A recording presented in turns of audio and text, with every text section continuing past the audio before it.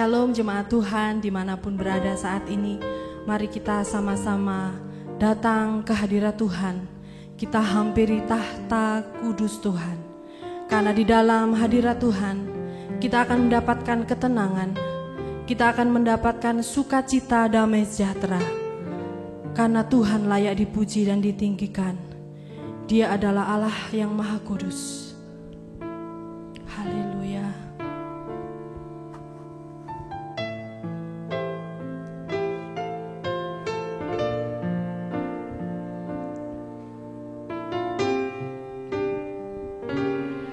Ku datang Tuhan dalam hadirat-Mu, berhiaskan kekudusan. Seluruh surga sujud menyembah-Mu.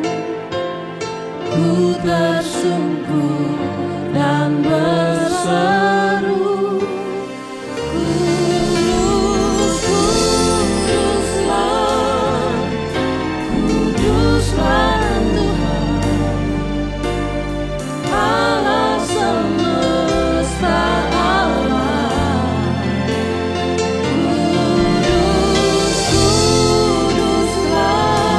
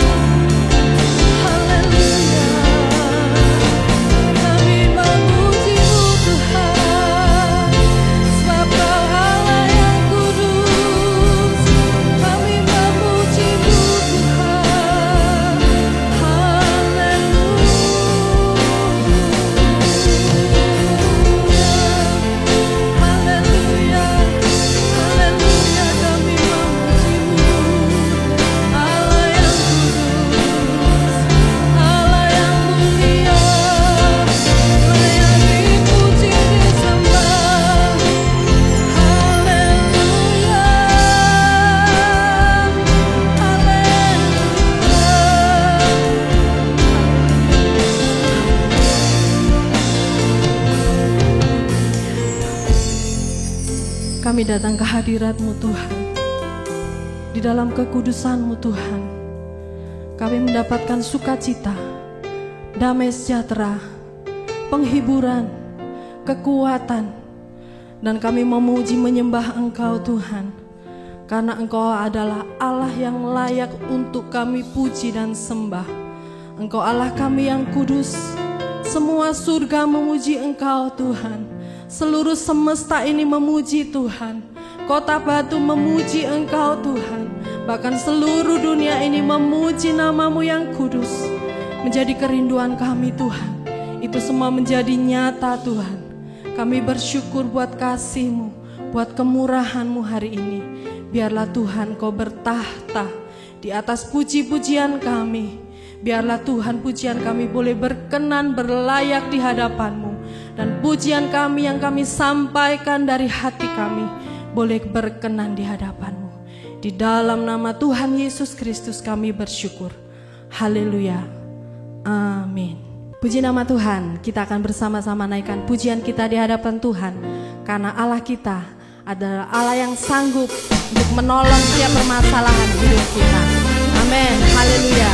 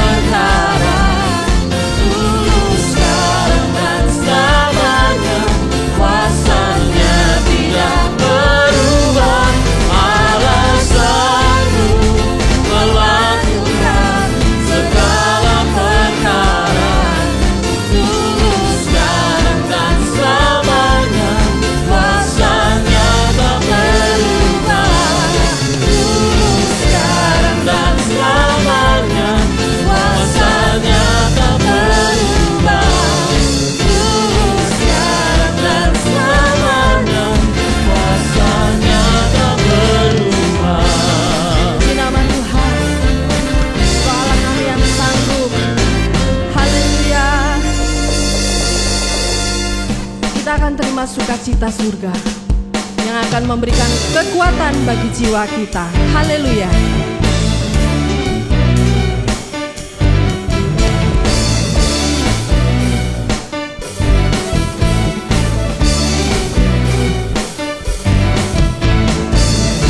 Sukacita surga, itulah kekuatan bagi jiwa. Dapat rasakan kasih-Nya di tengah badai yang bergelora. Terima sukacita surga, itulah kekuatan bagi jiwa. Dapat saksikan kuasa-Nya, taklukkan badai yang bergelora. Haleluya, Kau ada dalam hatiku, bahkan kata semangatku, takkan hilang kekuatanku. Haleluya, Kau mau bersorak bagimu, sukacita surga nyata penuhiku.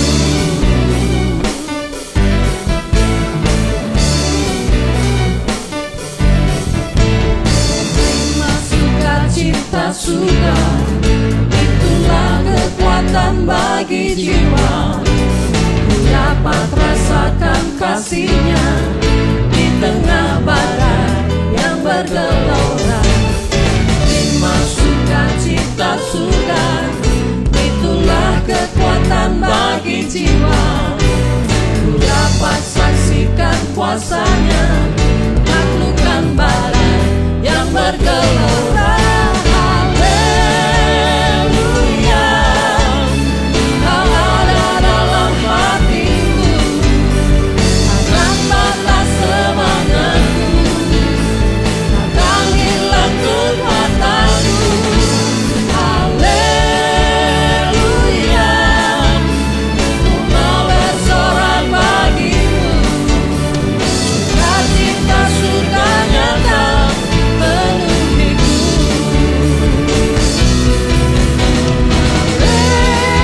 Haleluya, Kau ada dalam hatiku, takkan patah semangatku, takkan hilang kekuatanku. Haleluya, Ku mau bersorak bagimu, sukacita surga nyata penuhiku. Sukacita surga nyata penuhiku. Sukacita surga nyata penuhiku.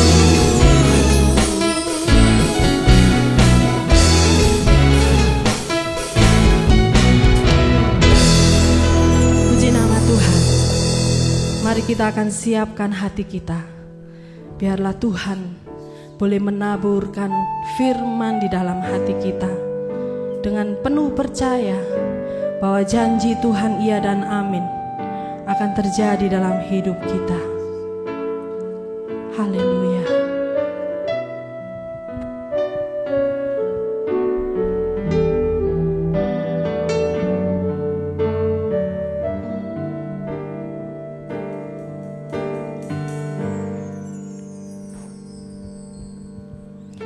Sungguh besar setiamu, Kau nyatakan bagiku.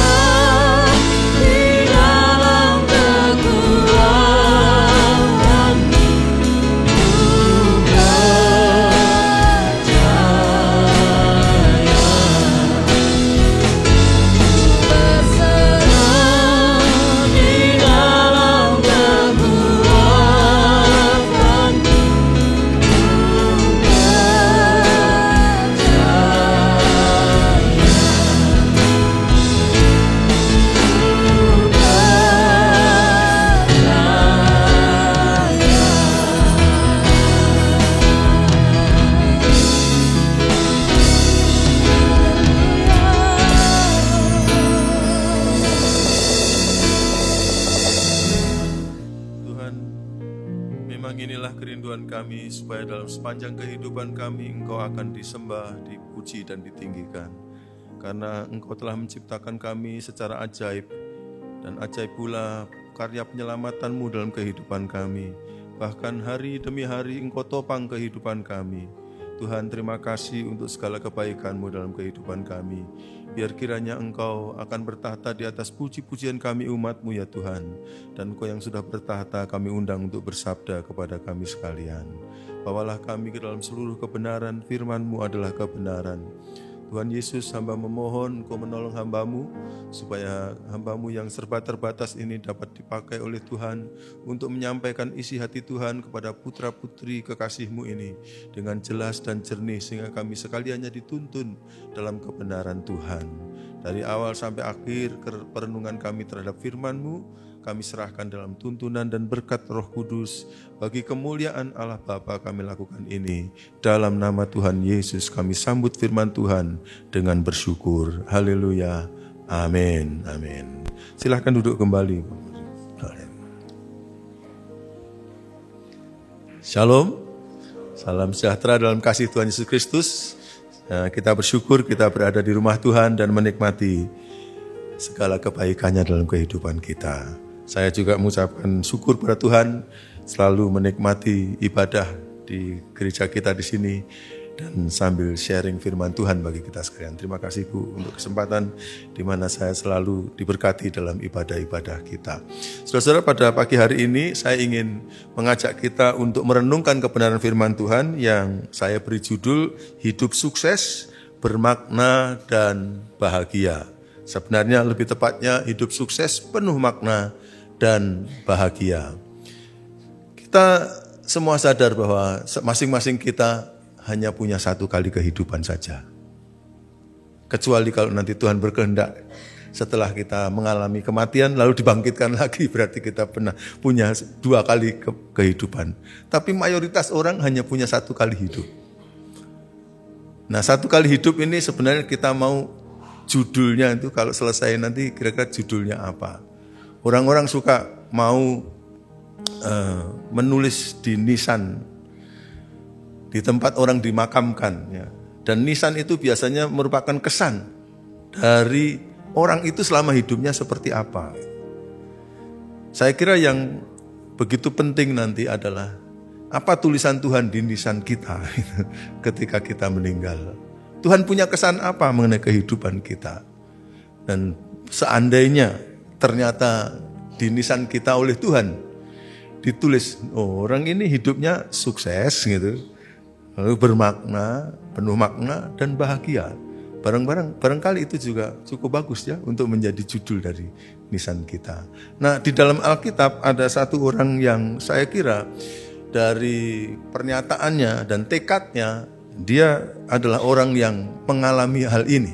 Hidupnya boleh dinilai sukses, penuh makna dan bahagia. Orang itu adalah Rasul Paulus. Ya. Sehingga pagi hari ini kita akan belajar dari hidup Rasul Paulus.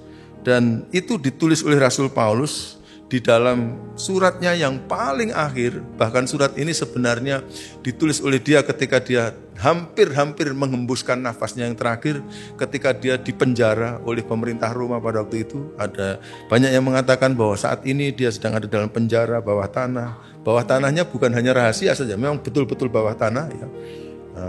Suasananya gelap, ya, dingin, lalu ya kotor, tangannya dirantai, kakinya dibelenggu gitu. Sehingga ketika kita melihat orang semacam ini, mungkin kita akan bertanya, setelah dia menjalani hidup selama kira-kira 60 tahun, berakhir di penjara, seperti seorang kriminal kelas atas gitu. Bagaimana hidup orang ini kok disebut sukses gitu. Nah, itu yang mungkin akan kita lihat. Di penjara yang seperti itu, akhirnya dia masih dipakai oleh Roh Kudus untuk menyampaikan firman Tuhan yang kekal.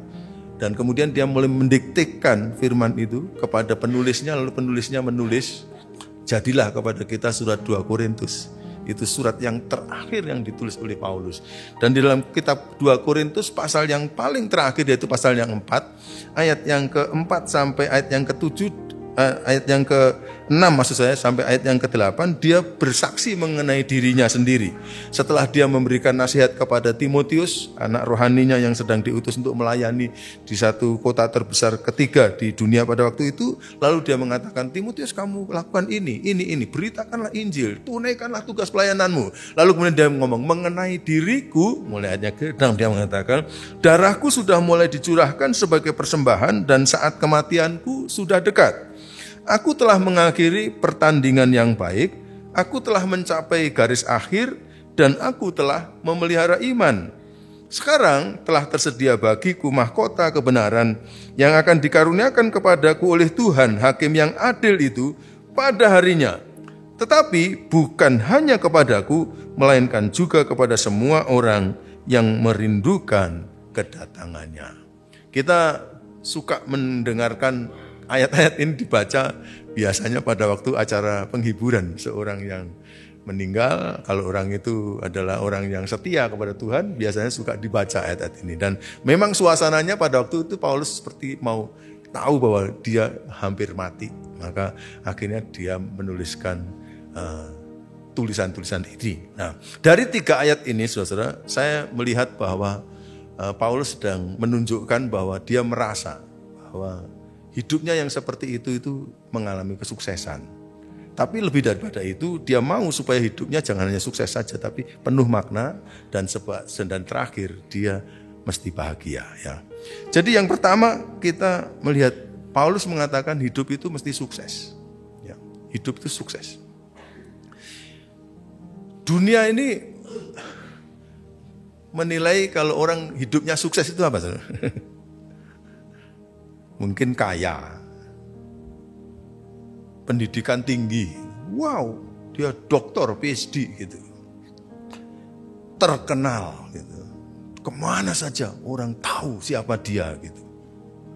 Jadi ada ukuran-ukuran sukses di dunia ini, luar biasa orang-orang mengukur sukses dalam.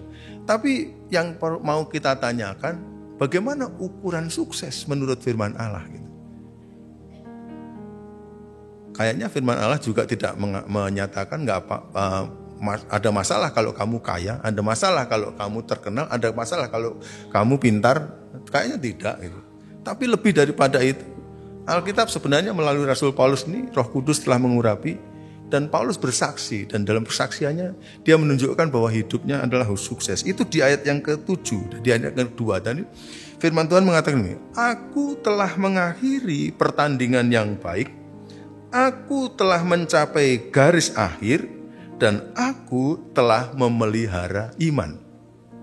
Ketika Paulus memakai ungkapan pertandingan gitu, maka orang-orang pada zaman itu, pada zaman kuno itu, termasuk Timotius yang mendapatkan surat ini, dia ngerti itu. Apa maksudnya ini? Oh, Paulus sedang berbicara olimpiade yang pada waktu itu diadakan di dunia kuno itu selalu ada, dan yang cukup terkenal itu biasanya adalah perlombaan lari dan tinju. Karena itu Paulus pernah mengutip itu di Korintus, tinju, di sini sepertinya lari ini aja.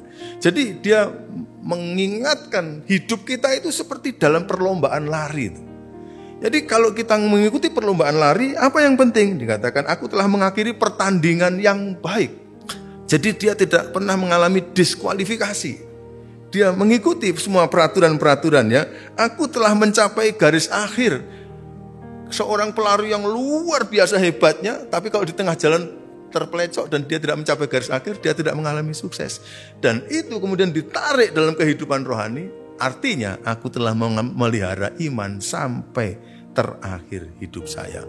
Kalau kita melihat kehidupannya Paulus, kelihatannya ini bukan saja kita tetap beriman kepada Tuhan Yesus Kristus sampai akhir hidup saya, tetapi lebih daripada itu, maka kelihatannya ini berbicara mengenai menuntaskan panggilan Allah secara cantik di dalam kehidupannya. Klik. Setia menuntaskan panggilan Allah secara cantik. Kita tahu riwayat hidup Rasul Paulus. Dia Mula-mula adalah seorang pemuda dilahirkan dari satu keluarga yang sangat kuat dengan keyahudian, dan karena itu dia diajarkan dengan sampai menjadi guru Yahudi. Jadi masih muda, akhirnya dia bahkan terpilih di antara orang-orang muda untuk menjadi pemimpinnya generasi atau kaum muda. Ya, kalau di dalam mungkin dari organisasi kepemudaan agama, kita tahu ya, misalnya di organisasi kepemudaan agama di Muslim atau Kristen sekarang ada tokoh-tokohnya, pemimpinnya. Nah, Paulus sudah sampai kepada tingkat puncak menjadi ketuanya dari generasi pemuda Yahudi itu. Dia berasal dari kalangan Farisi yang kuat sekali, bahkan dia menempati duduk dalam salah satu kursi dari 70 representatif untuk memutuskan keputusan agama, yaitu dia menjadi anggota dari mahkamah agama pada waktu dia masih muda. Jadi ini orang yang sangat berhasil dalam hal keimanannya. Tetapi kita tahu bahwa dia kemudian menjadi sangat fanatik, bahkan kefanatikan kepada agamanya sampai mau membunuh orang-orang Kristen, yaitu orang-orang nyempal dari agama Yahudi pada waktu itu. Lalu akhirnya dia mengejar orang Kristen dengan memakai kata belece, dengan memakai surat kuasa dari para imam ini untuk membunuh orang Kristen. Orang yang luar biasa, sukses menurut agama yang sangat fanatik ini. Kita lihat di dalam jalan menuju ke Damsyik, dia ketemu Yesus. Dan dia akhirnya berubah jadi orang Kristen. Berubah jadi anak Tuhan.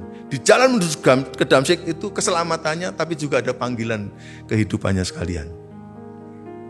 Lalu dikatakan, mulai hari ini saya akan menjadikan kamu rasul bagi bangsa-bangsa.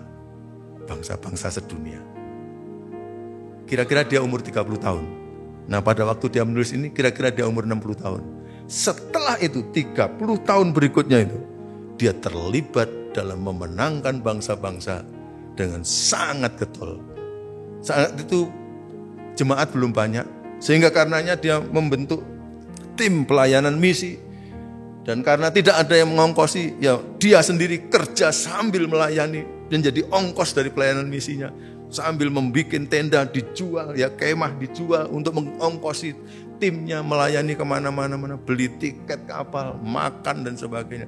Tapi terus bekerja menggempur dunia zaman itu. Sehingga akhirnya dirintislah gereja-gereja di kota-kota, boleh dibilang kota-kota kekaisaran Roma itu. Dirintis oleh Paulus dan timnya. Dalam keadaan seperti itu dia ditekan oleh pemerintah Roma, dianiaya juga oleh agama lamanya. Jadi orang ini luar biasa ya. Dia hidup dalam tekanan terus, tapi sekalipun demikian, saudara, bayangkan betapa perkenan Tuhan luar biasa. Kitab Perjanjian Baru kita ini terdiri dari 27 surat. Dan diizinkan Paulus menjadi penulis dari separuh dari Perjanjian Baru, 13 surat. Di tengah-tengah pelayanan yang sangat sibuk, yang luar biasa, dia mendirikan sidang-sidang, dia memenangkan banyak jiwa, dia memenangkan orang-orang besar-besar, gubernur, raja dan sebagainya. Lalu kemudian dia memuridkan mereka melalui tulisan-tulisannya, dan di antara semua tulisannya nggak tahu berapa puluh itu, di tengah-tengah pekerjaan yang sangat padat seperti itu, dia masih bisa memproduksi 13 surat yang menjadi kitab suci sepanjang zaman. Orang ini hidupnya produktif luar biasa. Sukses banget. Tapi produktifnya diukur dari panggilan Allah di dalam hidupnya. Nah, saudara-saudara, di dalam Alkitab kita ini mendapatkan contoh ada macam-macam orang dengan panggilannya sendiri-sendiri. Paulus dipanggil untuk menjadi seorang rasul seperti ini, merintis gereja-gereja, menulis Alkitab. Musa dipanggil untuk menjadi seorang negarawan, memimpin bangsa. Yusuf dipanggil oleh Tuhan untuk menjadi mangku bumi Mesir, yang waktu itu Mesir itu seperti Amerika Serikat sekarang. Jadi dia menjadi raja dari seluruh dunia baru umur 30 tahun, dan dia memberkati luar biasa. Deborah, seorang wanita, dipanggil untuk menjadi pahlawan, memimpin bangsa Israel melawan. Jadi masing-masing orang pun. Yohanes Pembaptis dipanggil untuk menyuarakan suara Allah. Bertobatlah. Tapi ada orang-orang tertentu dalam Alkitab juga yang dipanggil untuk misalnya businessman. Seperti Priscilla dan Aquila, seperti Lydia, seperti ya. Jadi ada orang-orang kelihatannya dalam Alkitab itu dicatat tidak hanya menjadi, mohon maaf, hamba Tuhan, pendeta saja. Jadi dengan kata lain berarti yang paling penting dalam kehidupan kita itu Tuhan kan adalah Tuhan yang sangat luar biasa teraturnya. Tuhan adalah Tuhan yang sangat hebat pikirannya. Tidak mungkin pada waktu dia menciptakan masing-masing kita, dia tidak mempunyai rancangan. Pada waktu dia menciptakan kita, dia sudah punya rancangan. Orang ini akan saya beri DNA seperti begini, supaya dia dapat melakukan ini. Berarti yang terpenting dalam hidup kita itu, menemukan apa sebenarnya panggilan Allah dalam hidup kita. Lalu kita tekuni itu, terus sampai akhir hidup kita.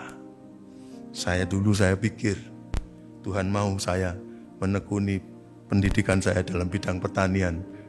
Bahkan saya sudah mimpi, nanti kalau di Indonesia saya mau menjadi menteri pertanian. Gitu. Tapi di tengah-tengah mimpi seperti itu, waktu saya sedang menjalankan tugas menjadi pegawai pemerintah di Departemen Pertanian, Dinas Perkebunan di Sampang, Madura, panggilan Tuhan kuat sekali kepada saya untuk menjadi hamba Tuhan. Saya resah sekali, saya tinggal di rumah dinas kepala kantor, dan saya tiap hari seperti nggak tenang, melewati, kalau mau pergi ke kantor melewati gedung gereja yang selalu dianiaya, dilempari dengan batu, sekarang dipasang kaca baru, besok pecah gitu. Dan melewati gereja itu panggilan saya malah makin kuat. Tuhan seperti katakan, Garut, gerejaku sedang menderita. Apakah kamu mau meniti karirmu? Aku punya rancangan bagimu untuk menjadi hambaku. Saya nggak tahan. Akhirnya saya pamitan kantor. Orang tua saya kecewa berat dengan keputusan saya karena mereka belum jadi anak Tuhan. Semuanya tidak mengerti. Tapi sekarang kalau saya melihat ke belakang, saya mau mengucapkan terima kasih kepada Tuhan. Ketika Tuhan mengarahkan hidup saya kepada rancangan yang sudah Dia bikin. Dan akhirnya saya boleh memberkati bukan hanya orang di Indonesia, tapi juga melayani ke bangsa-bangsa. Tuhan sendiri yang membuat sejarah itu. Saya sendiri tidak pernah menulis promosi apa-apa. Saudara-saudara, dalam kehidupan kita Tuhan punya rencana. Dalam kehidupan kita, Tuhan punya maket. Mari kita tuntaskan panggilan Tuhan dalam hidup kita itu secara cantik. Itu adalah sukses dalam hidup kita. Kalau saudara dipanggil sebagai seorang guru, jadilah guru yang menjadi idaman bagi setiap murid. Kalau saudara dipanggil sebagai seorang tentara, pastikan negara kita ini betul-betul akan aman. Kalau saudara dipanggil untuk menjadi seorang kontraktor, insinyur, bangunlah gedung-gedung dengan baik sekali dan melayani konsumen dengan baik. Kalau saudara dipanggil menjadi pedagang, apakah tidak bisa saudara menjadi berkat bagi mereka melalui sikap dan kata-kata saudara? Menariknya, agama-agama di dunia itu disiarkan oleh pedagang-pedagang, bukan oleh rohaniwan. Jadilah isi Kristus di tempat perdagangan. Tuntaskan panggilan Tuhan dalam hidup kita secara cantik. Wah Pak, saya sekarang sudah berumur. Nah saya sudah mulai mikir kan. Ketika saya mulai umur lewat 60. Lalu saya mikir, Tuhan, kayaknya selama saya masih hidup, mungkin saya bisa juga menolong anak-anak saya. Nanti kalau Tuhan karuniai cucu-cucu saya untuk membantu mereka, mengingatkan mereka, mengarahkan mereka. Hei, ada panggilan Tuhan dalam hidupmu. Dan saya mau jadi fasilitator bagi mereka sedapat-dapatnya supaya akhirnya mereka bisa menuntaskan panggilan Tuhan dengan baik di dalam kehidupan mereka. Saya pikir dengan cara itu, akhirnya kita membentuk suatu rombongan orang yang mengikuti rencana Tuhan dalam kehidupan.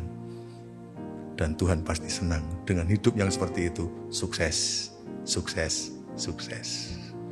Jadi pola Tuhan memandang sukses rupanya sudah kita pelajari pagi ini. Bukan soal menjadi terkenal, bukan soal menjadi orang paling pintar, bukan menjadi orang yang paling kaya, tapi apakah market Tuhan, apakah rencana Tuhan, apakah panggilan Tuhan dalam hidup kita itu memang terwujud secara sempurna dalam hidup kita. Apakah itu terwujud secara sempurna dalam diri anak-anak kita, itu yang sejati. Amin. Sukses itu. Tapi di atas sukses ini, saudara, Tuhan mau supaya kita mempunyai hidup yang penuh dengan makna. Nah, itu ada di ayat berapakah? Di ayat yang ke-6. Ayat yang pertama yang kita baca tadi, Paulus mengatakan begini, mengenai diriku, Timotius, gitu. Timotius masih umur 30-an sekian tahun, dia hamba Tuhan yang membimbing dia sejak bertobat dulu, gitu. Dan ini sekarang dia sudah umur 60, hampir mati, lalu dia mengenai diriku, darahku sudah mulai dicurahkan sebagai persembahan dan saat kematianku sudah dekat. Apa Pak ini artinya? Biar ada di situ saja terus ayatnya. Ya.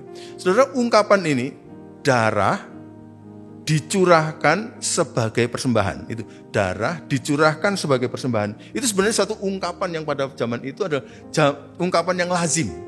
Orang mengerti apa ungkapan itu. Kenapa? Karena pada zaman itu penyembahan kepada yang ilahi itu selalu disertai dengan sistem korban.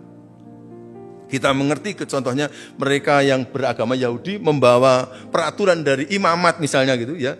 Kalau salah begini maka burung tekukur yang harus dipersembahkan, lalu setelah itu diginikan, lalu setelah itu diginikan. Kalau salahnya begini, membunuh orang misalnya harus ada lembu, lalu setelah itu lembunya diapakan, ada prosesi korban gitu. Beda-beda untuk setiap kasus penyembahan kepada Tuhan melalui korban. Tetapi yang menarik dari semua sistem persembahan dan ritual-ritual itu, maka bagian yang paling terakhir untuk penutup itu selalu yang disebut dengan korban curahan. Apa korban curahan? Korban curahan itu adalah darah yang dicumpahkan ke tanah, gitu. Jadi setelah mengadakan prosesi misalnya tadi lembu harus diginikan, lemaknya diginikan, ininya dagingnya diginikan, diikuti semua. Terakhir selalu darah dicurahkan ke tanah. Tapi kalau keluarga ini nggak mampu, maka darahnya itu diganti dengan anggur. Anggur dicurahkan di tanah. Nah itu namanya korban curahan. Nah kalau kita hidup pada zaman itu, kita ngikuti acara begini, maka pada waktu acara itu sedang berlangsung, kita tahu, sekarang darah sudah dicurahkan ke tanah. Ini sudah hampir akhir ini gitu. Kayak kalau kita kebaktian, lalu kemudian ibu datang ke depan dan kemudian menyampaikan doa berkat, kita sudah tahu gitu. Waduh, wis mau berakhir, ngerti ya saudara ya? Itu adalah prosesi terakhir dari setiap korban apapun. Jadi maksudnya kalau begitu, kalau kita tangkap lebih dalam maksud Paulus ungkapan begini, Paulus mau mengungkapkan begini, hidupku ini adalah rentetan atau tumpukan korban kepada Tuhan. Dan yang terakhir, saya kemarin dulu sudah mengorbankan waktuku. Saya sudah mengorbankan ketenaranku. Saya sudah mengorbankan kedudukanku di Dewan Sanhedrin. Saya sudah mengorbankan uangku. Saya sudah mengorbankan perasaanku. Saya sudah mengorbankan rencana-rencanaku. Saya sudah mengorbankan keputusan-keputusanku. Semua saya korbankan untuk panggilan Tuhan itu. Dan sesudah semua ini saya korbankan, saya hidup dalam semua penderitaan dan kesusahan ini. Kayaknya tidak ada korban yang lebih besar lagi daripada darahku atau nyawaku. Saya dipakai sebagai penutup gong dari semua persembahan. Artinya saudara-saudara, seorang yang punya hidup yang bermakna itu, hidupnya itu merupakan tumpukan korban yang makin lama makin besar.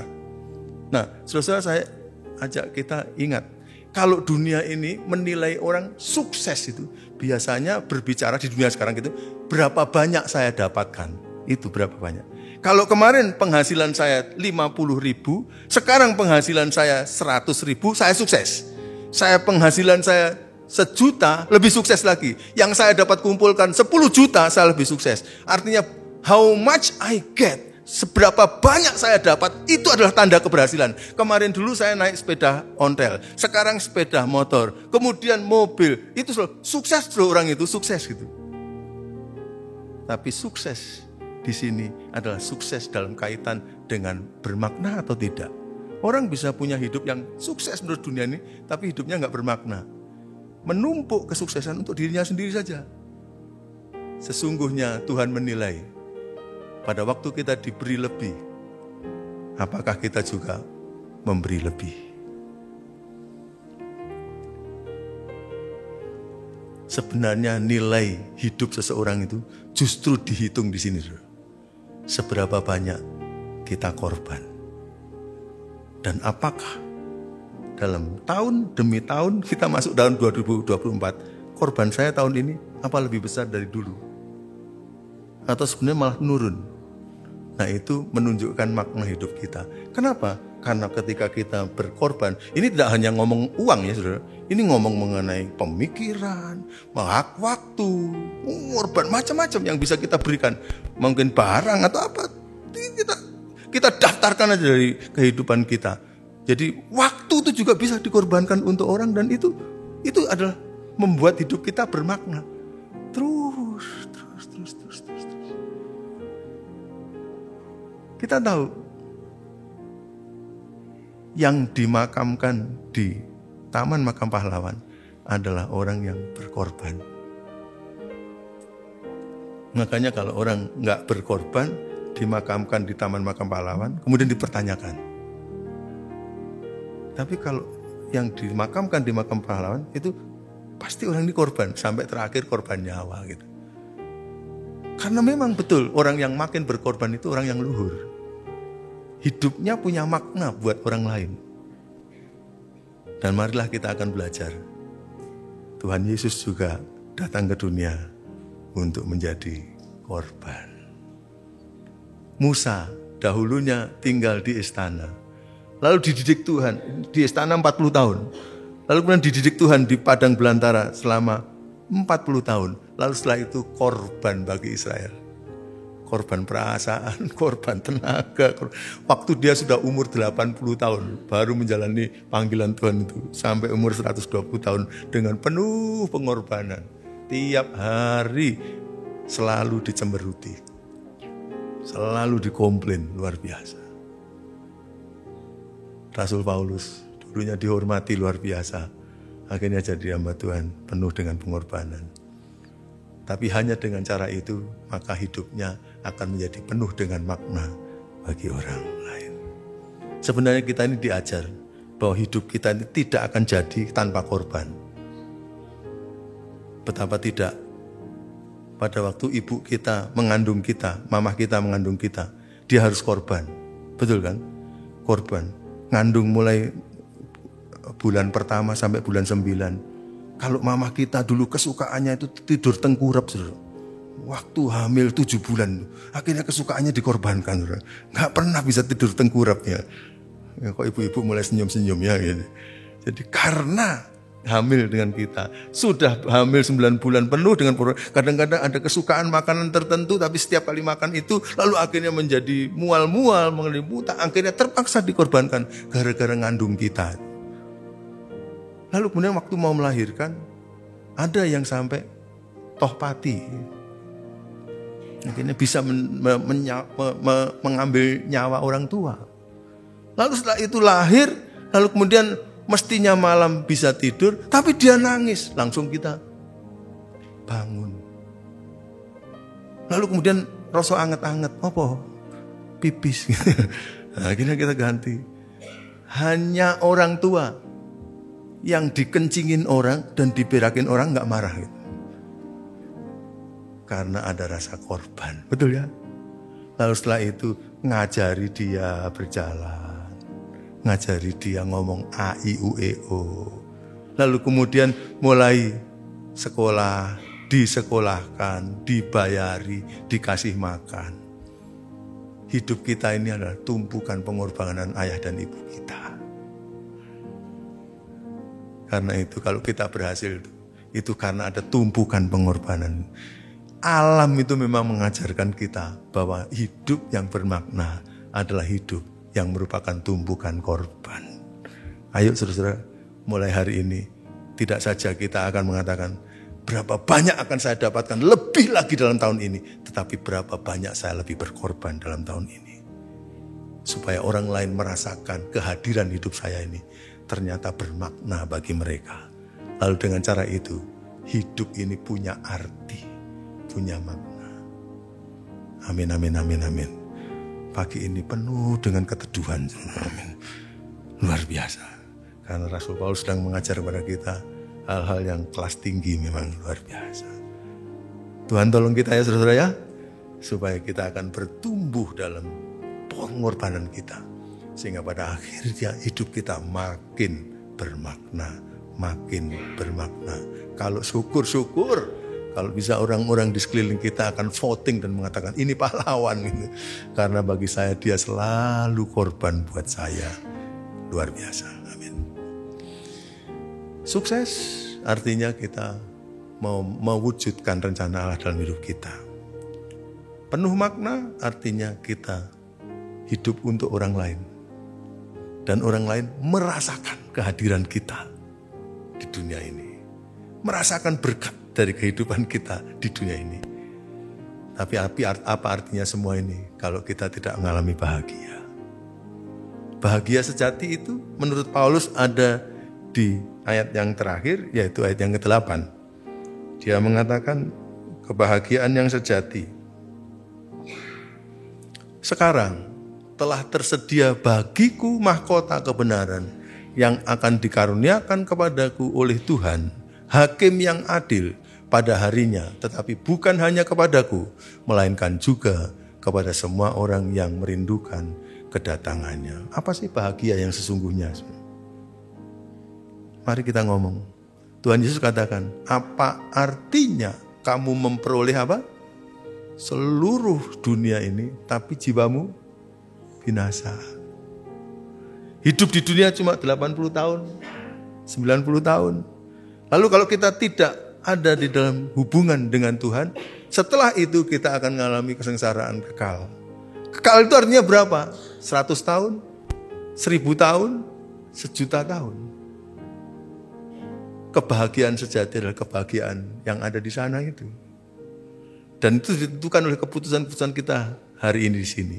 Menarik. Rasul Paulus ini saudara sedang membayangkan nanti 2-3 hari lagi saya sedang di tanganku dirantai, kakiku dibelenggu. Sekarang aku hidup di tengah-tengah kedinginan yang luar biasa ini dengan penjara yang gelap, pekat, pengap, berbau. Saya ditaruh di dalam lubang ini. Lalu nanti saya akan dipanggil, nanti dihadapkan ke pengadilan. Di sana ada hakim, majelis hakim, ada pendakwa, dan saya ada di sana sebagai tertuduh. Saya sudah tahu majelis hakim ini sangat mau menyenangkan hati Kaisar Romawi. Jadi pasti keputusannya nanti saya akan diputuskan Paulus bersalah, patut dihukum mati, dan itu memang keputusannya. Dok gitu. Tapi ketika Paulus ada duduk di kursi persakitan itu sebagai tertuduh, yang saya lihat dari ayat ini adalah matanya Paulus sepertinya dipandangkan sedikit ke atas supaya tidak melihat hakim yang ada di dunia itu. Tapi melihat ternyata di ujung sana ada hakim yang adil, hakim segala hakim. Yang menghakimi termasuk menghakimi hakim yang enggak adil itu, yaitu Tuhan. Dan Paulus tidak mau lagi dengar apa kata hakim di dunia ini yang sudah tendensius kepada pemerintahan Roma yang benci kepada kekristenan waktu itu. Tapi dia mau dengar dari hakim yang adil ngomong apa. Hakim dunia ketuk palu katakan, Paulus karena kesalahanmu, kamu dihukum mati dengan cara dipenggal kepalamu. Dok, dok, dok. Hakim yang adil mengatakan, Paulus, kamu masuk dalam perhentian rumah Bapakku. Dan mahkota kebenaran, karena kamu hidup benar, mahkota kebenaran sudah siap bagi kamu. Sehingga ketika hakim di Romawi itu sedang memukulkan palunya dan pikirnya orang Paulus akan menangis, akan menyesal dan sebagainya. Paulus tertawa dan katakan, terima kasih Tuhan, terima kasih Tuhan. Saudara-saudara, kadang-kadang hidup kita harus didasarkan kepada apa kata hakim, segala hakim itu. Cukup banyak orang hidup di dunia ini, hidupnya hanya ditentukan pada apa kata hakim di dunia. Tapi hakim di dunia itu juga dia nanti akan dihakimi oleh hakim segala hakim. Hakim di dunia itu tidak hidup selama-lamanya, tapi dia pemberi hidup selama-lamanya. Jadikan hidup kita hidup yang benar di depan hakim segala hakim yang kekal itu. Kadang-kadang hakim dunia akan mengatakan yang sama dengan itu. Dan kadang-kadang itu meneguhkan hati kita. Tapi standar hidup kita jangan ditentukan pada apa kata hakim dunia. Tapi hakim segala hakim. Moga-moga kalau kita berada di hadapan hakim segala hakim, kita akan mendapatkan kata-kata yang diberikan oleh hakim segala hakim itu kepada Rasul Paulus.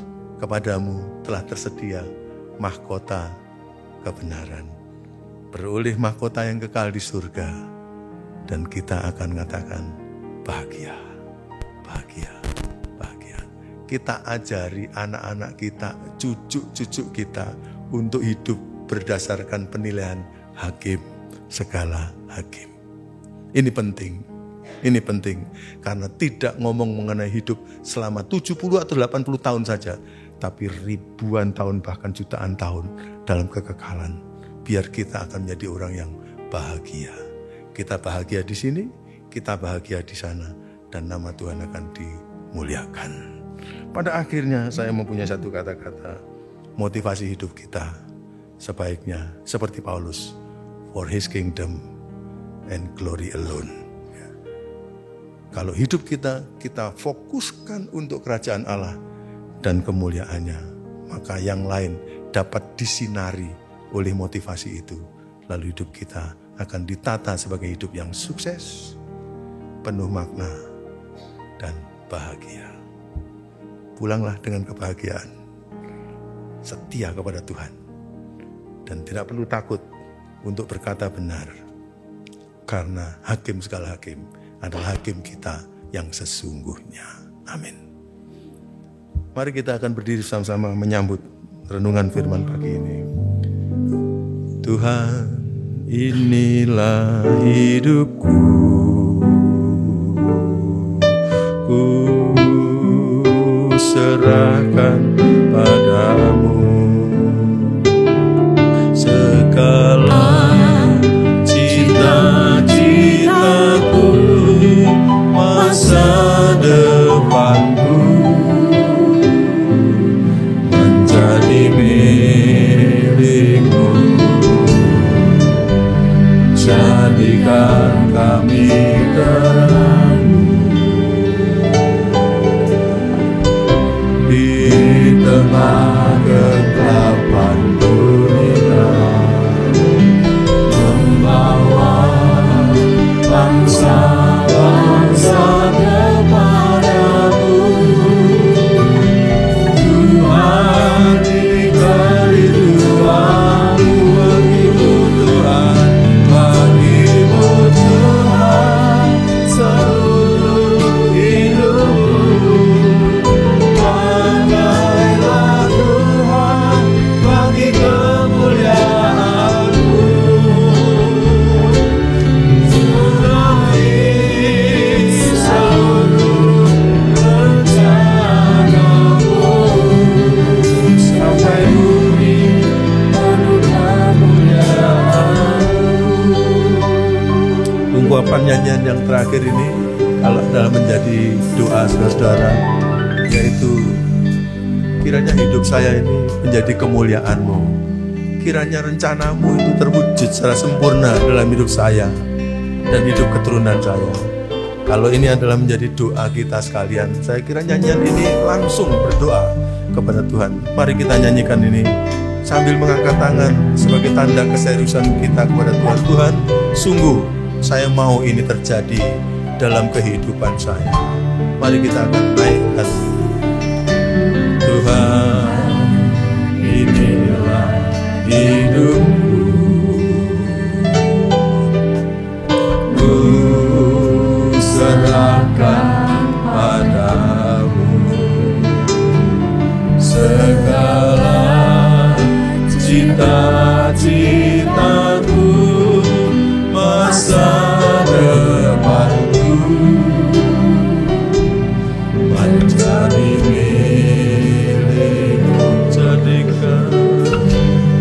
jadikan kami terang-Mu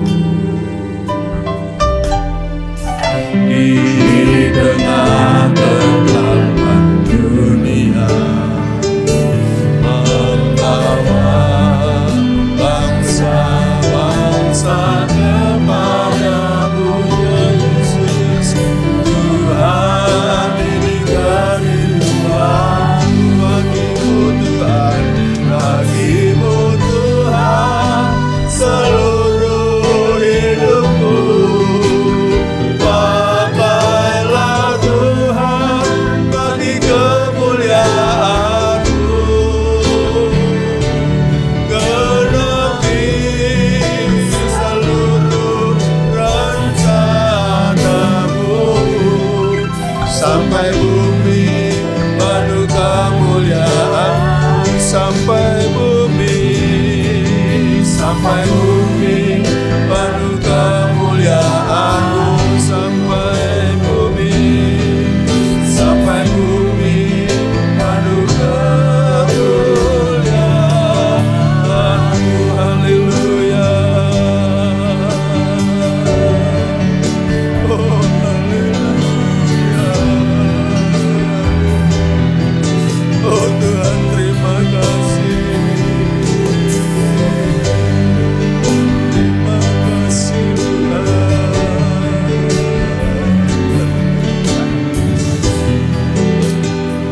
Bapa, kami mengucapkan terima kasih kepadamu. Engkau telah menciptakan kami, dan bersamaan dengan menciptakan kami, Engkau punya rencana dalam kehidupan kami masing-masing. Tuhan, tolong ya Tuhan, oleh kekuatan Roh-Mu, supaya kami jadi orang-orang yang mewujudkan rencana-Mu itu dalam kehidupan kami secara sempurna. Bimbing hidup kami, bimbing hidup anak-anak kami, bimbing hidup cucu-cucu kami, supaya semuanya akan bergerak menuju penggenapan rencana-Mu dalam masing-masing kehidupan kami. Dan jadikan kami terang-Mu dimanapun kami berada, supaya hidup yang satu kali ini saja akan menjadi hidup yang sukses, hidup yang penuh makna, dan hidup yang bahagia. Hamba-Mu akan berhenti berbicara mengenai firman-Mu ini. Hamba memohon Roh Kudus akan berbicara kepada kami masing-masing dalam sisa-sisa kehidupan kami sampai Engkau memanggil kami, supaya hidup kami akan terus diterangi oleh firman-Mu, hidup sesuai dengan kehendak-Mu. Segala kemuliaan hamba-Mu kembalikan kepada Engkau, karena Engkau yang patut menerimanya. Dalam nama Tuhan Yesus kami bersyukur untuk firman Tuhan ini. Dan semua kita yang bersyukur, mari sama-sama katakan amin.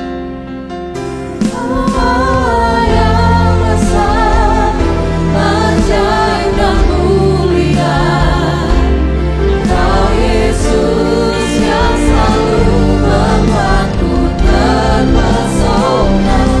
Segala pujian bagi-Mu ya Tuhan, hanya Kau yang layak ku anugerah. Hanya Kau yang layak ku anugerah. Hanya Kau yang layak ku anugerah.